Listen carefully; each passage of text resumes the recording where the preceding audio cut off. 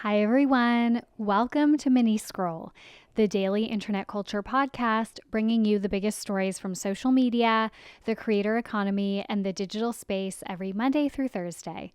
I'm your host, Lauren Meisner, the founder of the youth digital media brand, Centennial World.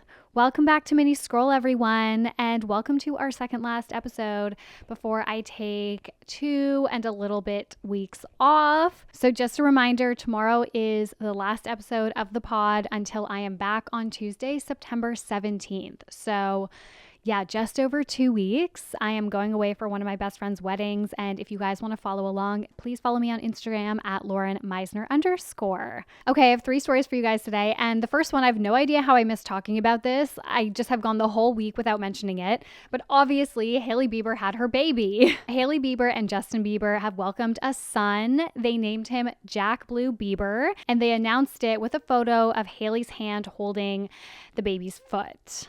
And I kind of love that. I love that all of the really big aspirational celebrities are not doing the classic, People magazine or even kind of the more editorial shoots where they get paid essentially to share photos of their baby. I love that everyone's doing it privately on their Instagram. Like Sophia Richie did the same thing. It feels way more authentic and less exploitative. And I feel like Hailey and Justin might not share their child and what their child looks like. And same with Sophia. She's been really covering her baby's face as well. And I love this new era of parenthood. Like the young millennials, Gen Z parents, the celebrity parents, I love that they are so aware, especially I guess they're all Nepo babies, the ones that I just mentioned.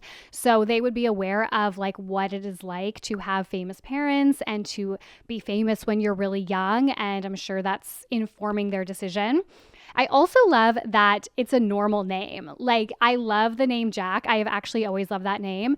I love that Jack Blues, it's a very cool name, but it's a very normal name. I'm glad we're back on the path of normal names. And an interesting little tidbit that has come out. So according to Vogue, Justin Bieber helped his wife choose her manicure for the announcement of their son's birth. Like I said, it was Hailey's hand holding the baby's foot. Quote, Justin has just been choosing Hailey's nail design lately, and it was his request. I don't know why, but that I just felt was so random, and I don't know if that's true or not, but I don't know why they would mention that. I don't know why that would be thrown in there. Very cute. Like I said, I don't think we will see the baby maybe ever, but at least for a very long time. And I know Hailey has also posted her first photo back on Instagram, so seems like she is doing well. Okay, the next story that I have for you guys is that Sabrina Carpenter and Barry Keoghan have allegedly split. So now this is not confirmed yet, but following the release of Short and Sweet, rumors started circulating that Sabrina and Barry had split after a source told People that they were on again, off again. And I feel like this could be a PR thing. I mean, I know we thought that their whole relationship was PR, and I feel like now with the confirmation or the rumors, that they are on again, off again, and that they maybe have split, I feel like now I'm even more inclined to believe that their relationship was PR. And I do think a lot of celebrity relationships start off as PR and then they end up, liking each other and actually dating. And I feel like that is what could have happened here. But the fact that she released Short and Sweet and literally all around the same time, and now these sources are coming out saying they're on again, off again. And now there's these rumors that they've split, and that's obviously just going to go drive more listeners to Short and Sweet because everyone wants to hear her sing about Barry and get the hints, right? Get the tea, hear what she's saying about her relationship. So I feel like it is possible that this was PR. But in a new interview with The Guardian, Sabrina praised working with Barry. They worked together, obviously, on Please, Please, Please, her music video. She said it was, quote, one of the best experiences I've ever had. I'm very honored, and I got to work with such a great actor, she said. And then she kind of mocked, I guess, how she said that. She was mocking her own coyness, and she repeated he's such a great actor in a mocking voice. And I think that's much more impersonal than when she first was talking about working with him on Please, Please, Please, where she was singing his praises and being he's one of the best actors of our generation and stuff. So I don't know. I feel like it is possible that they have broken up. Also, I got absolutely annihilated yesterday by Annabelle, who works for me. She does a lot of work on the big podcasts, like the Friday Deep Dives. She's a huge fan of the Pop Girlies. She's a huge Sabrina Carpenter fan. And I was like, how do you feel about Short and Sweet? Because I don't know if I really like it. And she was going nuts. And then she like sent me a list of songs to listen to based on like what I said I liked from the album. So I have started listening to those. It is actually starting to grow on me. But I don't know. There's something about the album, and I don't know if it's like a Sabrina Carpenter thing or if it's this specific album that feels like almost misaligned. Like, there's some songs that like it almost doesn't flow for me. I don't know. Maybe I just have to keep listening to it. But I have found that a lot of the songs just sound like other artists. Like I can't find her own distinct sound. Like I can't figure out, like what sound is hers. I feel like some of the songs sound like Dua Lipa. Some of them sound like Ariana Grande. Some of them sound like Casey Musgraves. And I don't know which sound is hers, if that makes sense. But I love taste. Maybe that's her sound. Okay, and the last story that I have for you guys is that Bobbi Althoff has clapped back at fans who said she ruined her face with filler. So in a new TikTok posted yesterday, TikToker and podcaster Bobbi Althoff is asking the haters to basically leave her alone. So I guess she's been getting a lot of comments about how she like quote unquote like ruined her face with filler and Botox, as it looks much fuller than it did when she first rose to fame. So she made this face to camera video and she basically was like, I gained 20 pounds after I stopped breastfeeding. All I have is a little bit of filler in my upper lip. And as somebody who has, dabbled in filler and Botox, I will say even a tiny little bit of work can completely change how your face looks, because not really Botox, because Botox doesn't actually fill your face. I think that is a common misconception. It just kind of like freezes it. But in terms of filler, like because it changes the balance, so your features look different altogether, right?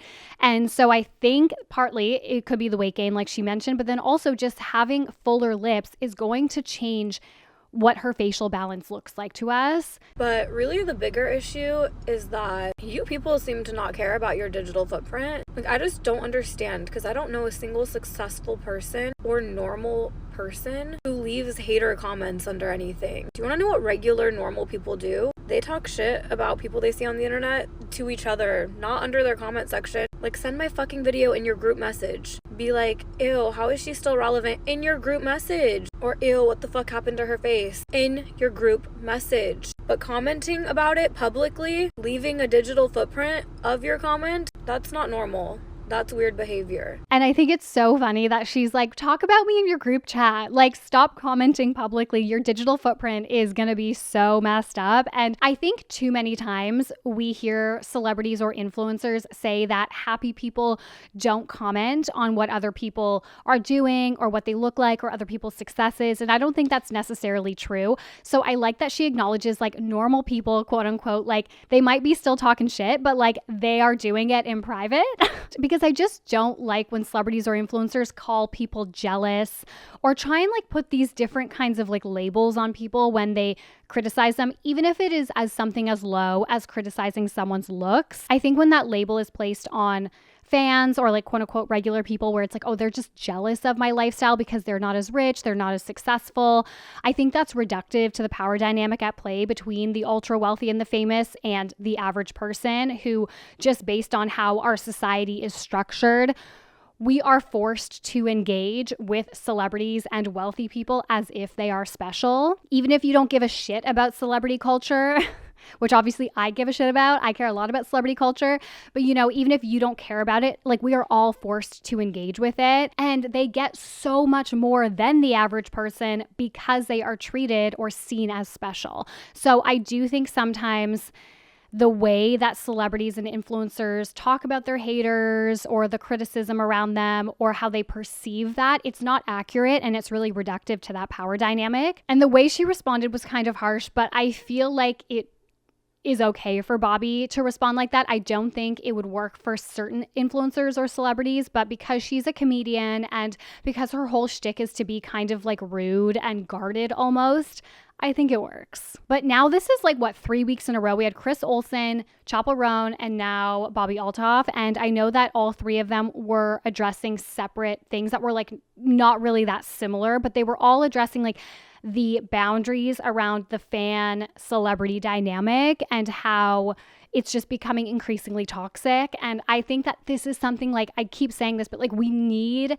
to keep an eye on this. And I don't know when it will end. I'm not sure if this is largely a symptom of us like still kind of reconciling everything we went through the last 4 years and now this major cost of living crisis. So tensions are clearly at a high right now. And I think it's really worth like noting and considering how we are speaking about and to celebrities and influencers. I just think now with so many big ones speaking out in a row, like something's got to give, you know? Anyways, guys, that's it for today.